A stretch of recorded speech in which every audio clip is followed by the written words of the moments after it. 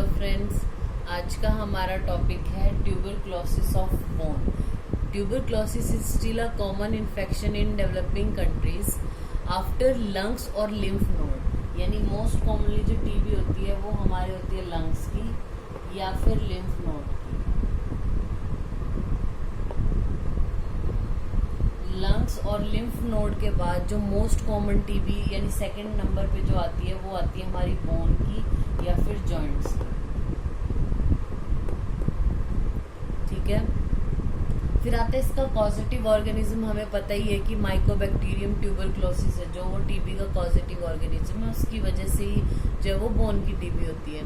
It is always secondary to the some primary focus in lung and lymph node. यानी पहले जो patient होगा उसको लंग की या फिर लिम्फ नोड की टीबी जरूर हुई होगी। यानी प्राइमरी फोकस यहाँ है, प्राइमरी जो है वो लंग या लिम्फ नोड की टीबी होगी, उसकी वजह से बोन या जॉइंट्स में होगी। यानी ऑलवेज सेकेंडरी होती है जो बोन की टीबी होती है। ठीक है, मोड ऑफ स्प्रेड क्या है?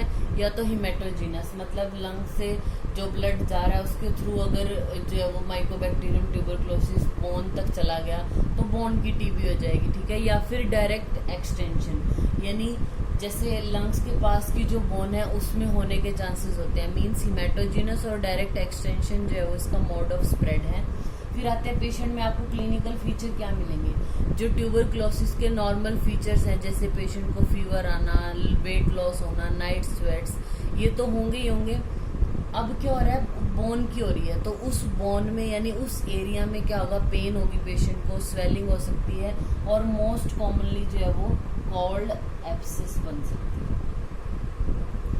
कोल्ड एब्सेस जो टीबी की वजह से एब्सेस हो रही है उसको हम कोल्ड एब्सेस बोलते हैं। पेशेंट को डिफॉर्मिटी हो सकती है, लॉस ऑफ एपेटाइट, और जो वो पार्ट है यानी जिस बोन की टीबी है उसके जो भी काम है वो अफेक्टेड होंगे। ठीक है, inability to use the affected part. फिर आती है हमारी इन्वेस्टिगेशन, यानी हम कैसे डायग्नोज करते हैं कि टीबी है बोन का उसको, तो हम पहले एक्सरे कराते हैं। मीन्स अगर हमें पता चल जाता है कि उसके लंग्स की टीबी है उसको, तो मे बी हो सकता है ट्यूबरक्लोसिस ऑफ बोन भी हो उसको। एक्सरे एलिसा टेस्ट कराते हैं। अगर कोल्ड एब्सेस बन गई है तो उसको हम एस्पायरेट करके फिर उसको स्टडी करते हैं। ठीक है, बायोप्सी करा सकते हैं, सीबीसी, ईएसआर और मॉन्टोक्स टेस्ट करा सकते हैं। Then we come to its treatment.